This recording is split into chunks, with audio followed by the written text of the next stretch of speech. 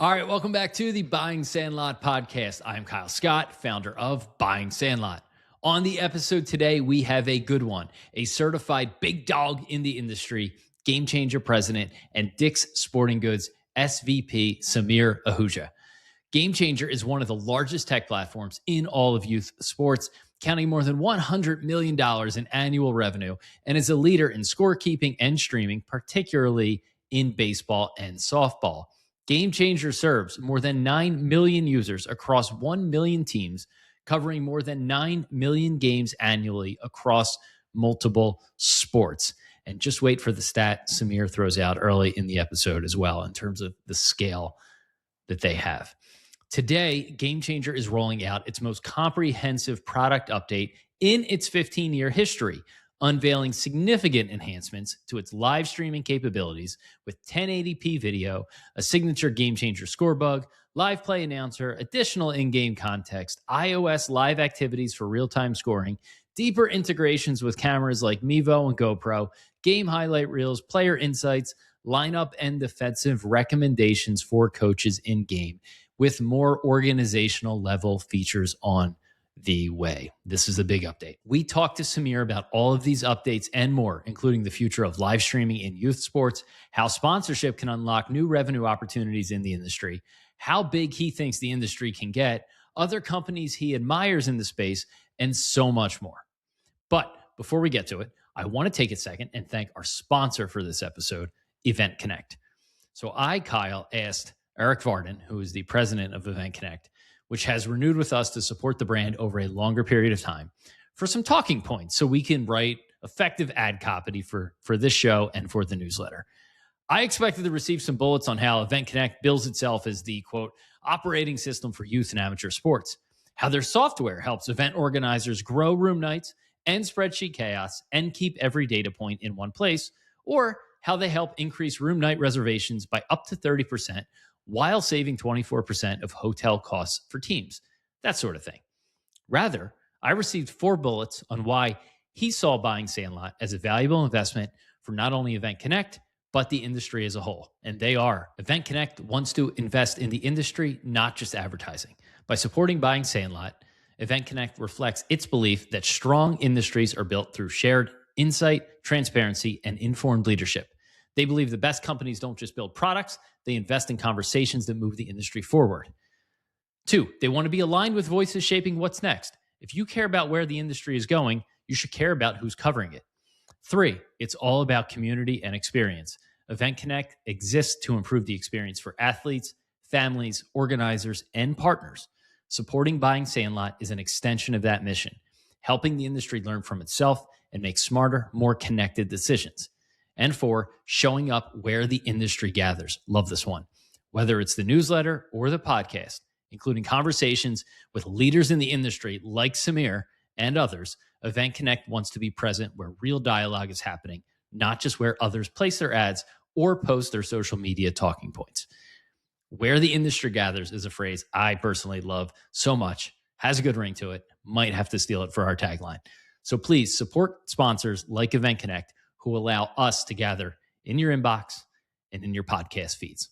And last one, before we get to the interview with Samir, I want to take a second and plug our 2-day Buying Sandlot Summit, our youth conference taking place in Philly at Switch House and Ballers on April 14th and 15th of this year. I'm sure you've probably seen it if you read our newsletter. You can head on over to buyingsandlot.com and see all of the unbelievable lineup of speakers we have, including several executives from GameChanger who will be on the ground talking about streaming, sports tech, and the overall youth sports opportunity. In addition to that, we have the COO of Huddle, the COO of TeamSnap, the president of League Apps, the CEO of Perfect Game, and on down the stack, so many more. We have genuinely the people leading the industry forward, including lots of investors and operators. So be sure to head to buyingsandlot.com or subscribe to our newsletter. Find an event link, get your tickets. Ticket prices will increase as the event gets closer, so be sure to grab them sooner than later for the, I think, maybe the best lineup, hopefully, ever assembled in the business of youth sports. Now, let's get on to our interview with Samir. All right, Samir, welcome to the show. Thanks for having me on, Kyle. Really excited to be here. Yeah, excited to have you. I know Game Changer is announcing a pretty substantial product update today and many new features. So I want to talk about that. But before we do, perhaps you can give an overview of, in your words, how Game Changer has evolved over the last, call it 5 to 7 years, where it is today, and then how the product update indicates where you guys are headed. Sure, absolutely. Well, I always like by starting by saying Game Changer is a happiness company. We continue to connect families with the game that's most important to them, which is the one their kid or their grandkid is playing in. Really fortunate and grateful for how big we've been able to get and what we've been able to do. Over 9 million games a year are captured on Game Changer. And a fun stat we like to say, every month or two on Game Changer, more games are covered than have been played in the entire history of American professional sports. So that's every month. I've heard you say that. That's every month. Yeah. The scale is incredible. We went back and counted, the NFL, NBA, Major League Baseball, all of them, and added them up. And because there's a team in every grade, every age level, in every community, in every sport, boys teams, girls teams. It's just the scale is amazing. And as we're both seeing, people have figured out how much incredible activity there is in youth sports, and we're happy to be riding that wave. Fundamentally, we want to put the content in the hands of parents and grandparents. So that's videos of the game, highlight clips, reels, stats, all the scores. And to do that, we need to capture that content. And what we're releasing now is the most significant upgrade to the entire product, in our history. So the quality of the video that you're going to get now has gone up dramatically. So you're going to get high definition 1080p video. It's going to be like you're used to in anything else you stream. Now you can watch your kid that way, the way you might watch pro sports. And then we're going to have automated highlight reels. So kind of like you're on your phone and you get this reel from a year ago, of your family or your kids. We're going to have that. And then a bunch of tools for coaches who use our app to kind of make sure the games run really well. So a bunch of new things. You're going to have lineup recommendations. You're going to have automatic game insights that'll help you be a better coach. To think that you can bring all of this to a youth sports game is going back a few years is kind of unheard of. We really want to be pushing this envelope and just delivering a better and better experience every year. And this is going to be, we hope, the best anyone's ever had. Yeah, I'm reading through some of the highlights here. You said 1080p, a signature Game Changer score bug, live play announcer, which I imagine is automated, full box scores, play-by-play, highlight reels. It sounds to me like it's aiming for a full broadcast experience, right? I've heard other platforms, talk about trying to get to that level. How close, can youth sports streaming in the long tail of events? Certainly you'll have some events that are actually produced, but in the long tail, how close can you get to what we're used to from a traditional experience? And then maybe how much do you lean on AI for that? How much do you lean on camera and hardware tech, to get there? Yeah. I think it's both a tech and a kind of business model question. And talking our book a little bit, but in the long tail, you have to have really efficient content capture. That's really hard to do with super high-end equipment on millions of fields in every single game. And so you need mobility. And the mobility comes from a mobile device. And that's a core of what we do. It's not the only thing we do, but we, for the long tail, you have to be able to take out a phone or tablet that everyone has and just stream and capture the game. What comes with that, though, is some work that you need to do to make that happen versus just showing up somewhere and getting automatic broadcast already done. And that's where, to your point, the AI comes in, because we want to limit the work that the coach, the parent, the equipment manager, whoever's volunteering to do this work, goes towards zero. We want you to be able to take a mobile device, point it at a field, a court, a rink, press one button, get all the insights, all the stats, all the highlights. That's a future state. That's only going to happen with AI, how the Tesla or another car can drive itself. That's what we want here. So you're going to need those. You're going to need that mobility. You're going to need the AI. And then you're going to need to have a model that gets this out as quickly as possible to people. One of the things that I love about what we do is the entire product suite at Game Changer for coaches who do all the work and get it set up is free and always has been free. And so we can get this product out with really low friction of what the hardware install, friction around price, and just get it out to coaches and parents and the ones who are setting it up and using it really, really fast. I think that's how you cover the long tail. And there's no reason the long tail shouldn't expect the same level of broadcast quality. Yeah, and you guys do, you're one of the few that do sort of play nice with others, at least in the hardware space. You have the partnership with Pixelot. I think Mevo, if I'm pronouncing that right, GoPro. Yes. So it will work with the higher end, more the fixed installs as well.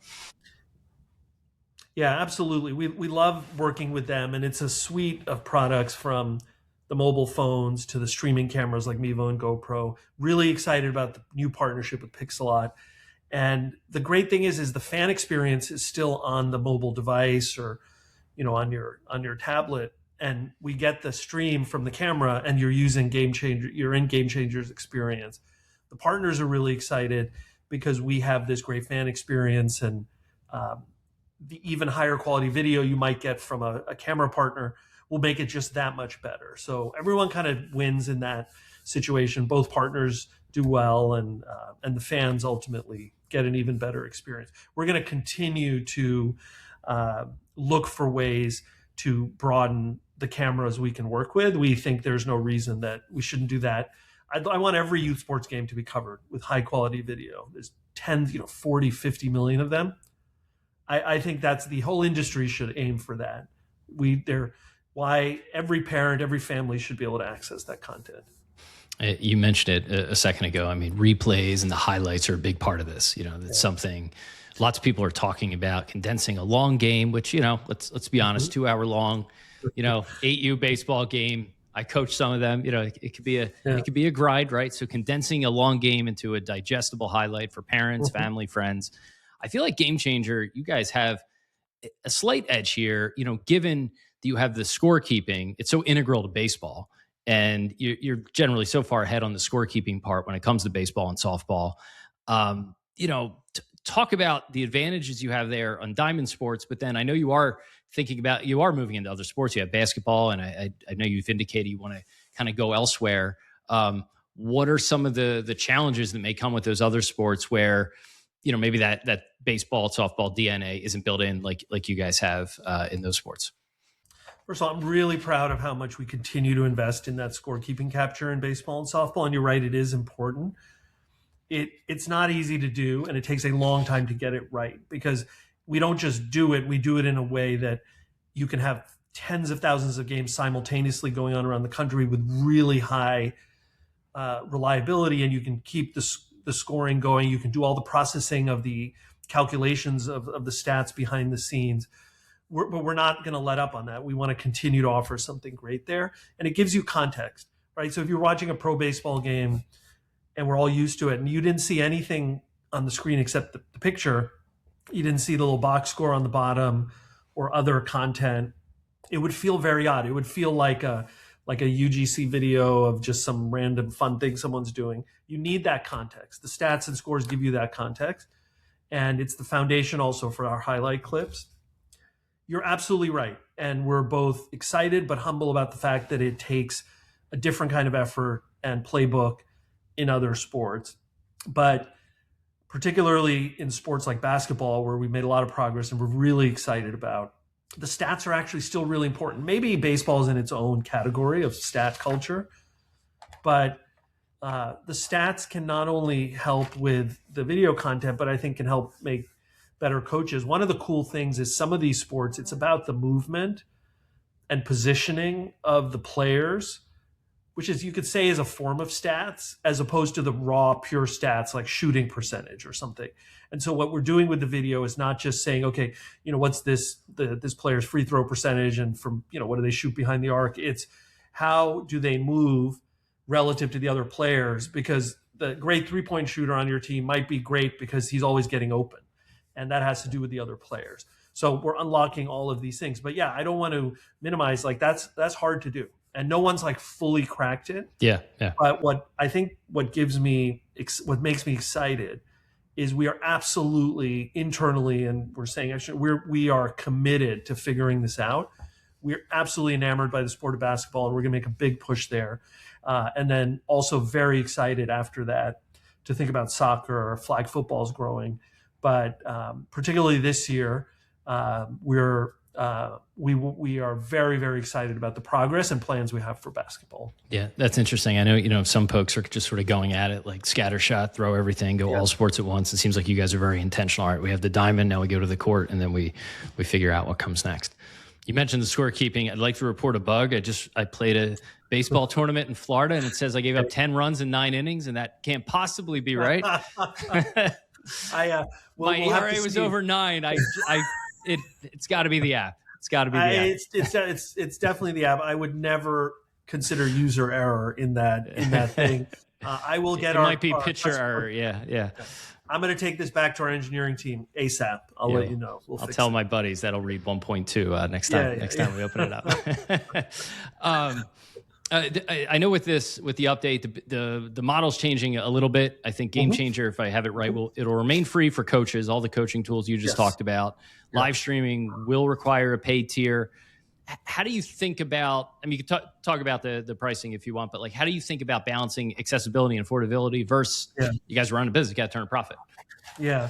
Well, so I think what's really exciting is that for the coaches, the entire experience is always going to remain free. And then what we're doing is we're creating a version of GameChanger for everyone. There's a very robust free tier. You get all of the logistical tools and scheduling and rosters and all that. And you get the game stream, the visualization, like ESPN has a game stream. You can kind of see the action on the field. And we've moved some stuff into the free tier. So you get game alerts now. And then we're asking users who want to consume the video stream live or the highlights and all that to join one of our 2 paid tiers. The first paid tier is about the day of game experience. And then the highest tier, called Premium, is about your full season experience. And I mean, we're so fortunate and grateful. We've had, something like 1,500% growth in use of video since launch. And also continuing to think about our business model, as you said, will allow us to keep investing. We are unrelenting in wanting to improve the product. We're not putting a product out there and just leaving it and mining it for, our business outcomes. The Diamond product gets better every year. Of course, we talked about basketball, but what you think about in this, youth sports is a permanent market because there are always kids coming in, but you also have to remember that you lose a cohort every year. So the kids, because for us, we don't focus on collegiate. So you lose a cohort, they move on. They may retain some affinity to GameChanger, but then a new cohort comes in. But you can't assume that you're just automatically going to win that new cohort. They're of a different generation. They may have different expectations. So we always feel the need to improve the product. This business model shift partially helps us kind of like continue to invest heavily. And we think it's an amazing experience. And no matter what tier you're on, you're going to feel super connected to the game. See, GameChanger, you guys sometimes describe yourself as the home of youth sports in the release here as an example. And I've heard you mention in other interviews how many apps parents need to use. Big topic in this industry. We write about it a lot. Unifying on your side, unifying that experience, I imagine, will require further investment, for sort of the full stack of features for leagues and clubs. I know you guys are legging into that a little bit here. I think you have organizational announcements. So talk about that piece of it. But then how else do you think about really going deep to be able to serve all those use cases that, today, no one platform is able to tackle them all. Everybody's got a couple of apps at least. Yeah, how do you get closer to the one app, Yeah, no, you're right. And my favorite story is one parent told me they had 11 apps, which was kind of maybe a record that I've heard. I think it's so important to not underestimate the importance of how, first of all, each sport is so unique, and you need to have an authentic voice. And if you speak baseball to a basketball audience, it's not going to translate. And so that makes it hard, but we are committed to doing that. And then also, to your point and question around organizations, the personas are different. So organizational admins, tourney operators, league admins, they have different needs, and they're just as important part of the ecosystem. We've traditionally had a lot of success and focus on the coach, on the day of the game, before the game, with the families. But we are now evolving, and as you said, we're very excited about that. We have a number of features that aggregate game content and stats and data for the organizational leaders, the admins, et cetera. And we're going to continue to build in that direction, and have been very fortunate to kind of bring in some additional leadership and talent to kind of help us focus in that area. But the one thing beyond the couple of resolute things are, we're always going to be authentic to each sport separately, and that takes extra investment. We're going to make it. We brought in, as I think you actually all talked about, which I appreciate, we brought in a GM for our emerging sports like basketball, Brandon Rhodes, who came from Overtime, and just an incredible addition to the team. But even with all these different personas in sports, the unifying theme for us is the family is the family. And you love your kid if they play basketball or if they play baseball, and it doesn't matter there. So if we keep in our mind that we're ultimately building for the family, all of these different kind of legs come together. And it's an ambitious thing to say we want to be the home of youth sports. And I think if you keep the family at the center, and we have some terrific competition, some do, some don't, but for us, we believe putting the family at the center is the unifying theme. And then behind the scenes, you have your focus in each area on each part of the ecosystem. You can start there and then sort of layer on, get the demand from the families, and then layer on the league club features. Interesting. I mean, we've written a lot about this a lot, kind of the sports specific. Hey, like you got to each sport has its own wrinkles versus, just trying to attack everything all at once. It seems like you guys are firmly in that, hey, we're going to go sport by sport here and really understand the nuances of each. There's no question. And you owe it to the people in that sport. And we it took us, I'll be honest, it took us a little time to learn that, right? And we are really careful now to not apply our baseball, softball thinking to basketball. And, I've been, I'm a basketball fan. I played a little bit, but I was never very deep. I wasn't, actively an athlete or anything in basketball. I did play baseball growing up, so I was more connected to that. So I've spent a lot of my own time personally the last 6 months going to youth basketball events that we're involved in and otherwise all over the country, actually. And one of the jokes on our team is they're like, where did you go? I was like, I just walked around the facility and I'm just soaking in the aura and the vibe. And that seems silly, but for me, that's a big thing. I want to feel it at like a visceral level, which I already feel about baseball, about softball. We spend, so much of our time doing that. And I've come into the new year just like with this energy and excitement. Of course, it's an incredible sport, but on a personal level, I've really fallen for the sport of basketball. And I'm excited for our team to really just this time next year, maybe we'll, get on again and talk about what we're doing. I'm hopeful and optimistic that we're going to take a really significant leap this year. Yeah, I've seen some of those pictures on your Instagram and your LinkedIn. I think, Samir coming to a courtside near you, right? Keep an eye out. I'm available for anyone's basketball event. Yeah. There we go. You can help me coach my 7-year-olds. I'm struggling. I'm in. Yeah.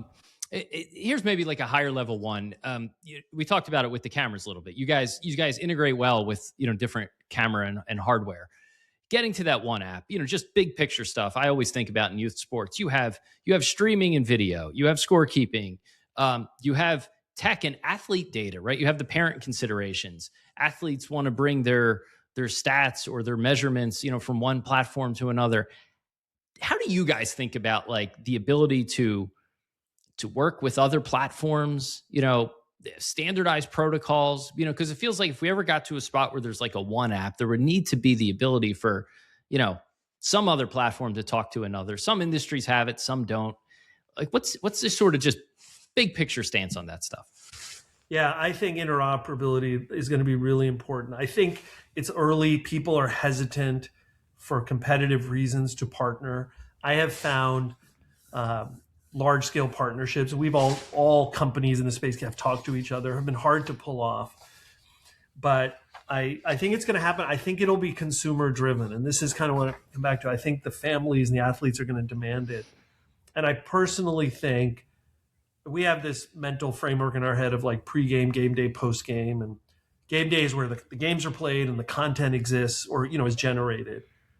And we think it'll come out of the game content and spread into the pregame, which is all the org stuff, and then into postgame, which we view as all the athlete kind of getting better and sharing on social. It's going to become so important to kind of share that content and connect it to other things. So I think it's going to be driven by consumers, and then someone's going to have to, and I hope it's us, but someone's going to have to take a leap where they break through this sort of logjam of how to do partnerships, and maybe you start to think about how do you create systems where you can be interoperable with others. Someone's going to have to take a leap on that. Really invest. I think it's a significant investment, and I'd certainly love to be in a position and we keep growing with our users and all that to do that, because that's going to create the best solution for families. Yeah, the silos. Yeah, it makes sense. On the streaming front, so we reported a stat, and I'd love to get your sense as to how accurate this is. This is about 6 months ago. I forget where the survey came from, but it said, a lot of youth sports streaming still happens at YouTube and Facebook, right? Just, hey, what is the default? I think GameChanger was the highest sort of standalone product. It's somewhere around maybe 9 or 10%. So small in the grand scheme of things, but the largest of the kind of the pure plays there, right? Yeah. And yet, you said earlier in the interview, GameChanger streams more in a month than all American pro sports games combined ever, right? So on one hand, you got this massive number. On the other hand, if you guys still have tons of headroom, everyone in the industry has tons of headroom. Everyone does. Yeah. Does that just speak to how big the youth sports streaming opportunity is? That you can quote a number like that and still have a relatively small piece of the pie. For sure. It speaks to how big the opportunity is and that it's growing. It speaks to that it's still early days, which makes it really exciting to get up in the morning and do this job. And not that I wouldn't be otherwise, but I've been working here almost 9 years, and it's as exciting as day one. And we often say that our biggest competition is people just using their phone with YouTube or Facebook or something. And again, those things are great, but again, you don't get the context. It doesn't look like a professional level broadcast. So whether it's us or someone else, the opportunity is for, I think, several years is big. And then to the point we've been talking about how each sport is different, you can't just roll your soccer product into basketball or your baseball product in soccer or whatever. And so the folks in this space that are pure play have to make a commitment, an investment to go after multiple sports. And you have to really commit to it, and it takes time. And you can, with more capital, bigger companies, you can think about better, more rapid distribution models, but they don't always exist. It's so fragmented. There isn't an obvious way to make sure a high school team, basketball team in Wichita is going to hear about your product on the same day that a club basketball team in New York City is going to hear about it. Like that, theoretically, you're like, oh, I can get to all of them fast and throw more money at marketing or whatever. It still doesn't work that way. And so beyond a great product, you have to have the patience and the fortitude and staying power to distribute it and gain share. And that takes time. And depending on the horizon you have as a company or your investors have, it's hard to, not everyone will make that multi-year commitment. Is that where being, under the Dick's umbrella is an advantage for you guys? Yeah. I mean, it's fun. It's 100%. That's the point. I've done other startups. I've been connected to the world of investing and things like that. So I've seen a lot of this. I have personally, it is one of the most amazing things about the job, and I'm so grateful for it. But the model of working with a large Fortune 500 company that, yes, works in sports, but otherwise is different, connected to them, and have this sort of tech startup. Those models around M&A and then how they operate after M&A, don't always work. And this has been a really amazing success story. I give so much credit to the visionary leadership at Dick's, Ed Stack, Lauren Hobart, others there. They have the passion that Dick's has. It's a lifetime commitment to sports and youth sports specifically. And that mentality, that investment horizon of forever is an absolute advantage. Because like we said, there's kids every year, new kids every year. And so we can invest for the long run. Now, we've had financial success at GameChanger. We've had significant revenue growth. We're profitable. But they're here to back us and have backed us and supported us with input and access and capital. And yeah, it's we've taken on this mentality, which isn't common at a high growth, more like early stage company, of we're in this for the long run. I'm meant to, like, personally, I am in this for the long run because I see what we can do with that kind of forever investment horizon. Yeah. Yeah. And, there's some other platforms out there, I won't name them, but, that have large, corporate ownership that, maybe don't have the same time horizon that Dick's has. And, maybe you can see where some of those issues could pop up. What for you guys, like, what is the, as much detail as you're willing to give, like, what is like the KPI for GameChanger? Because you guys can think about it a little bit differently. It's not, you don't need an exit in 2 years. You're not looking to get acquired anytime soon. Like, you guys could think longer term. What does that mean in terms of the product and what you put, forward to customers? Yeah, obviously we have revenue goals and profitability goals, and we've been thankfully very successful, but we really care about monthly active users or some measure of users. So in that metric, you won't just get users, you'll get how active and engaged they are. And that makes a big difference, because for us, our measure of engagement is engaging with the content. So if you're getting monthly active users, first of all, the content's being created, because if it didn't get created, there'd be nothing to engage with. So we are inherently checking that box. And then they're telling you they like your content and they like the experience on your app that allows them to see engage with the content. And so that's always out, our number one. And again, obviously we have financial goals and revenue. And then we really care about, which I know a lot of people do, Net Promoter Score. Because if you have those monthly active users and they're telling other people, which is what Net Promoter Score is, you're in a great position. And so fortunate, our Net Promoter Scores have hovered over the years at 70 or 80, which is, very, very high. And many household brands, consumer brands in tech and otherwise are, in that level. And in a world like youth sports, where it's really, you'll listen to your neighbor down the street, the high school coach, your friend, you might, like you said, we've both coached. It's such a networked space that what your peers are sharing about it, or, your kid's now in the third grade and you ask the coach from the prior year, things like that. So nothing is more important to us than those active users telling other people. So yeah, that a permanent, forever mentality allows you to focus on building that community. And if I was to describe the metric of the home of youth sports, it's the most active users on a platform. And I think a lot of great companies are going after that. I'd love for us to be right up there with them. I've seen GameChanger sort of, or I guess Dick's has leaned heavily into the media network and has kind of lumped GameChanger in with that. I know you guys have done some things. The Bat Review, the name of the channel is escaping me. Bat Labs. Bat Labs, yeah. And I think you even had like a scout team, so you're trying to do some of these things that content creators do. Obviously, you have like Bat Bros out there. You have Pottstown Scout Team. We've written about them. You guys are trying your hand at this. How has that experience been? Are you going to continue to lean into the sort of native digital content creation?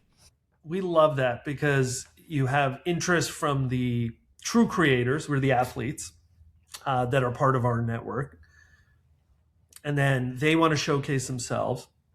And then sports is so inherently connected in most sports, certainly baseball, softball, to the equipment you use.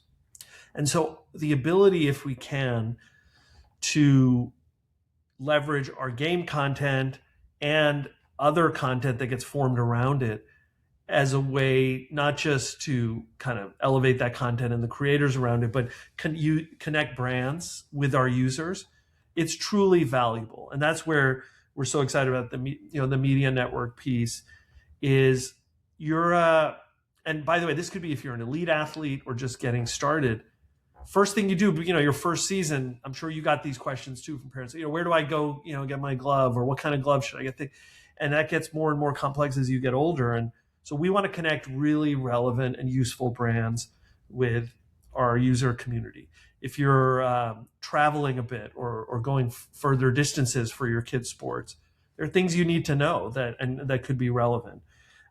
That's a really great part about what we can do. And so we think our core content that comes from the games and this sort of other content we're creating is going to be a great way to bring those brands closer to the user community. Yeah, I mean that integration between the Game Changer audience and the Dick's product, right? I mean, it feels like the holy grail of integrations in many ways. It does, and one of the I see this a little bit at a distance, but the ability at Dick's Sporting Goods to find really high quality, really relevant products for their customers is amazing, and it's such a great channel. So new innovative brands will look to Dick's to be part of the store network and e-commerce, and so it's a great. I mean, to have that connection is we're so fortunate. Is that I suppose that's one of the ways the Game Changer can really operate slightly differently than many of your peers in the space, because you can think about it more holistically, and you may not tie every dollar, every view to a dollar, but like it's part of a bigger picture saying, like, how do you guys balance that? Plus other sponsorship opportunities, maybe outside of sports equipment. I know that's a big opportunity in the ecosystem as well. We definitely look more holistically. It is important to us to be able to make sure we're getting value for the activities and the products and services we create. So we do, because we think that's showing on the part of our users that we're adding value. But if we're able to impact the user or customer's journey on the Dick's Sporting Goods side through something at Game Changer, we're able to track that better now, which has been great, and with really good data sharing and all that. But so we actually do look at that, and that is an important metric. But we never lose sight of like wanting to build even better digital tools and things that that's still the foundation, and then that impact we can have in their broader life, whether that's through what they shop for at Dick's or even other services. Some of our data could be valuable when they think about something that's completely unrelated to Dick's or Game Changer, but is relevant to their youth sports experience. So we want to be able to add value Monday to Sunday, even if it's not, on our platform. Taking a step back to the maybe the broader youth sports ecosystem, and it's kind of related. Sponsorship it's a big topic, big opportunity there with the audience you guys have. Setting aside, the integration with Dick's itself. How do you guys view the sponsorship opportunity? It seems like, from my view, over these next few years, large brands of all shapes are going to come into the space, realizing how connected and engaged youth sports parents are, and how much money they have to spend. What does that mean to you guys? How can you work with teams, clubs, leagues, to help them maximize opportunities and a win-win for everybody? And there's lots of people thinking about how to attack this. It definitely can be a win-win for everyone. So first of all, we think a lot of the discussed growth in youth sports going forward, there's a lot of numbers thrown out in the industry. I think a lot of it is going to come from large sponsorship dollars and that getting bigger. One of the reasons I believe that is the case is the fragmentation has made it hard for large brands to figure out how to deploy dollars in a way that's efficient, just even in getting deals done and figuring out where to send it, and in understanding the ROI for them. With some amount of consolidation and also more content capture, it's going to be easier for brands to do that. And I think they'll devote a lot more dollars. And no different than the way we feel with the direct consumer relationship, I think brands are really excited to say, what would we do if the parents of America were our customers, right? Like, that's literally what this is. And so we're personally, because we have a big audience and hopefully one that keeps growing, we're really excited about it. I also think that larger sponsorships that are more holistic are more interesting when you have a unique user experience the way we do, and you have a habit and an understanding of how to what it feels like when you're on the Game Changer app. And I think embedding very, very well thought out, non-obtrusive, large sponsorship packages with really interesting brands just feels more fluid and less friction in what we're doing. So we're very excited about that. I also think we're an attractive destination for that. And so we are actually investing quite a bit to kind of figure out how to be more significant there, always with an eye towards brands that can add value to our user base. So yeah, this is going to be a bigger topic for us. We've invested in some capabilities and some people on our team in this area. So we're going to be we think this is going to be a big opportunity. Can you do any of that in partnership with larger clubs, leagues, organizations to sort of marry the digital, the physical, on jersey, whatever it is? Yeah, no, for sure. I'm glad you mentioned that. So even larger clubs, well-resourced clubs, there's this inherent thread in youth sports generally around, this is going to sound too general, around the money that gets paid and flows around. One part of it is this notion of fundraising. And we think, and the technology is going to be critical here, but we think there's an absolute future of more brand dollars flowing in to youth sports. It feels aggregated because there's, it's this big industry, but it's also hyper localized at the same time. And that's going to be valuable for the brands because they'll know exactly who they're targeting and they can customize messages. And if you can do the hyper localized, you can then share the economics with the leagues and the clubs. And that can perpetuate their need to fundraise to support their operation. That is a really complicated, the technology challenge there is probably more complicated than the distribution challenge. But that sounds so awesome. Everyone wins, right? The local league club, even if they're large, win. The intermediary platform, let's say it's us, right, wins. And the brands win. So we're also now contemplating and we'll be investing in the right infrastructure to allow that flow of funds and also allow for brands to understand the local impact and then work out a way to bring, share those economics with organizations. And some of them absolutely are desperately in need of those funds, and others maybe have less of a need, but then they can be opportunistic about improving their service. So this is absolutely coming. And it fits with our kind of approach of serving the entire market and it's a home of youth sports thing, if you want to do that. And I love the idea of supporting the fundraising goals of organizations in the ecosystem through that. It seems like, paradoxically, there's all this made about the professionalization of youth sports and the cost associated with it.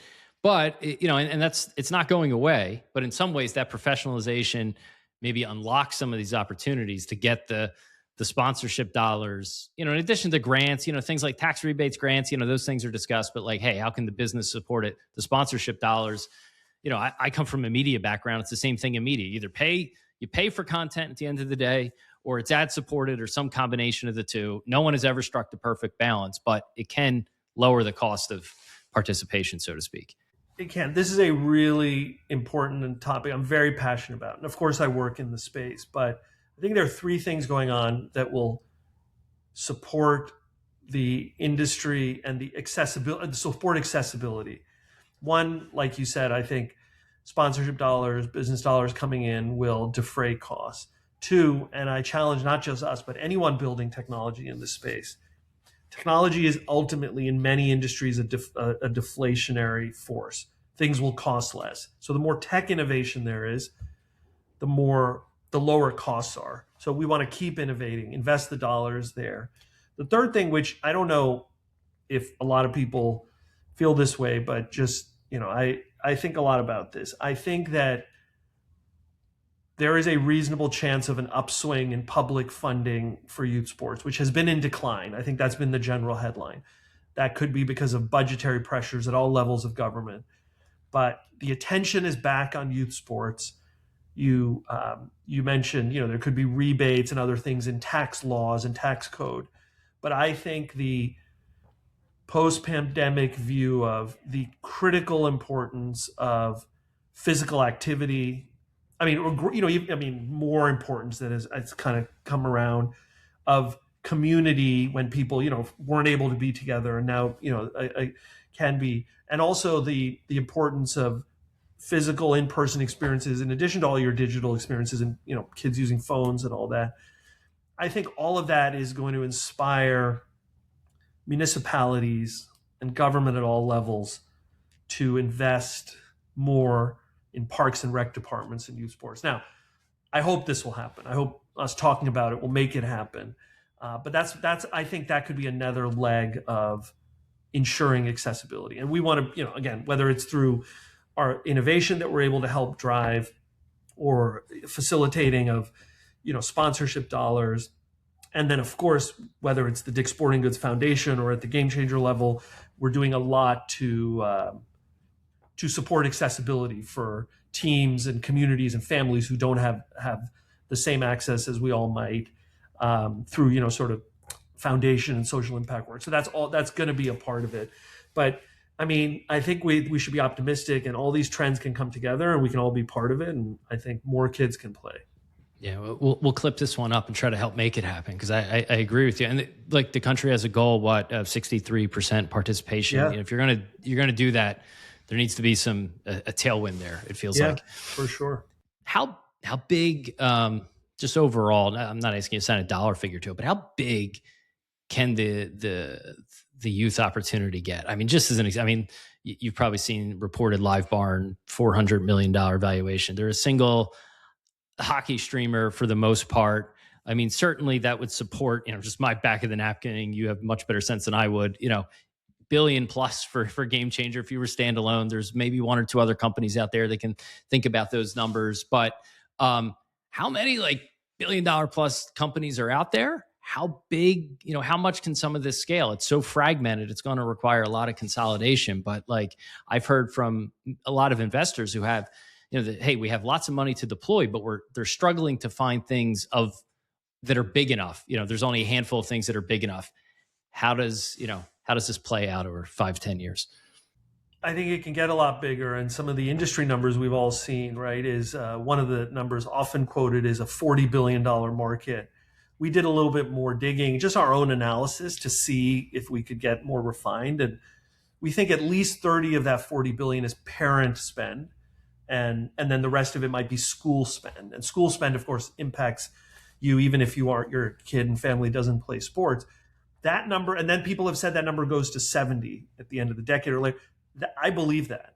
So those numbers are actually, from our own analysis, we actually think are pretty reasonable. And so if you're in 50, 60, 70 billion of dollar spend, which could mean revenues for companies, and you have no maybe outside of sporting goods and some of those things, you really don't have companies anywhere near that.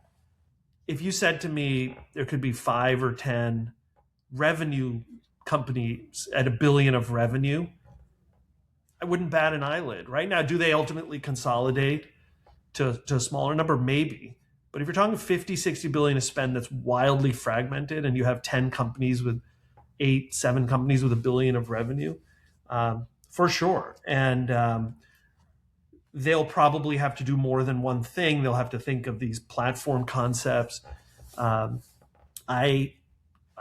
It feels like it's coming, and then the valuations they can command are, like you said, I mean, can be pretty significant. And I think everyone has a general sense of this, but the investment is going to be significant because, as we said, each sport's a bit different.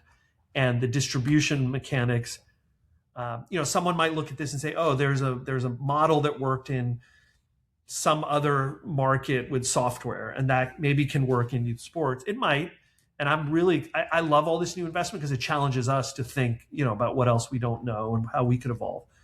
But it is the fragmentation and the distribution around it is an interesting one that will be hard for a while. So, maybe you could see a bunch of companies get a little bit larger before you see a lot of really massive consolidation. Makes sense. Just yeah, I mean, a couple of quick hitters, I guess, here to finish up. What are some trends out there, just general in the market, that you're bullish on, or that maybe you think are flying under the radar a little bit? Not enough people are talking about in youth sports as a whole. Yeah, I think that, and this is sort of adjacent to youth sports, I think very connected, is I think you're going to continue to see a boom in collegiate sports that there's no question that's going to impact youth sports and all that. And I think that'll be in more sports, like the different sports. There's always these headlines and concerns, like does a college cut certain sports? I think also as you go down below D1, which of course gets all the press in collegiate sports, I think there's so much opportunity and there's going to be more investment, because at the end of the day, whatever the level of play is, it's a collection of human beings doing something that they enjoy.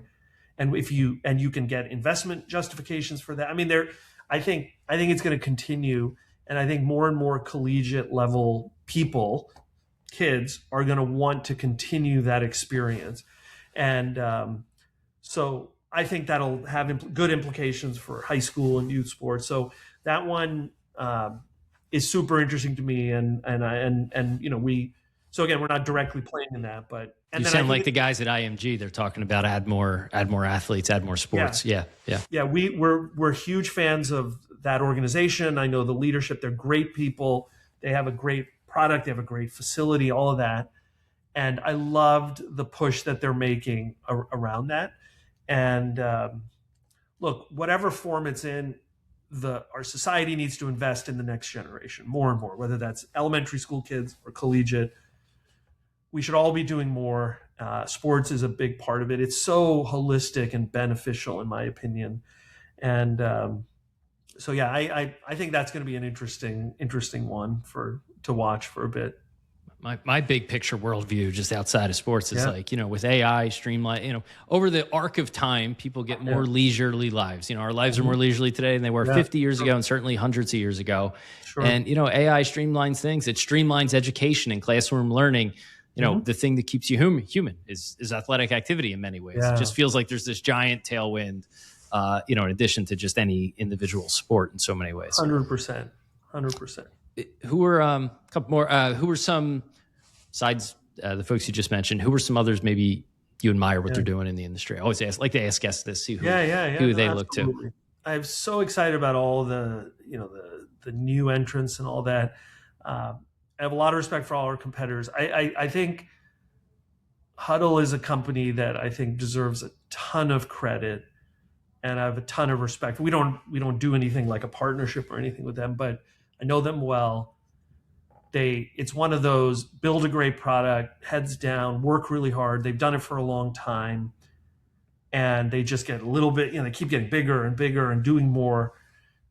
Very smart at what they do. So I'm always keeping tabs on what they're doing, always trying to learn from them at a distance, and ton of respect for them. So, lots of others as well in our direct space. They deserve a lot of credit for what they've done. Great. Why don't you plug away? Not that you need to plug GameChanger. I think anyone who's made it this far in the interview knows GameChanger, but maybe where can they find you? How can they find you on LinkedIn? You're pretty active there, and Instagram too. Yeah, thanks. I appreciate it. I love talking about all this stuff. I love talking about sports. There's like a power of sports. That's actually the core belief at GameChanger, also at Dick's Sporting Goods, that sports can change lives. And so you can find me on LinkedIn, Samir Ahuja. You can find me on Instagram. What we've been saying here as we go into this spring season in diamond sports and other sports is we think we've done a good job of over the years of having people experience the game, that their kids are in. We want you to live the game like never before this year. That's what all these improvements are about. That's what the constant investment is about. We want you to turn to the person next to you and say, I just experienced, I know I watched my kid last year, the year before. I experienced them in a way that I never have. I want the families to be as giddy in the experience as the kids are in playing the sport. I want the adults to feel like kids in a good way, experiencing the game on GameChanger. And that's what this product release and all the work we're doing is about. So please tune in, and I say this to everyone, and I mean it. If you have feedback and you about what we're doing, reach me directly. I will make sure it gets to the right person. We are all here to give everyone a great experience. And we'll see you on there. Are you coaching basketball now? Are you coaching? No, my kids are now done with that. But I did a total of 8 seasons. So okay. Well, not for my kids. I may just like show up at someone's. I'm going to show up. You're courtside now. Yeah. No, I am available to coach if someone wants to invite me. So that's for sure. It's not going to be my kids, but I'm there. Awesome. Samir, thanks so much for joining. Thank you. It was really great to be on.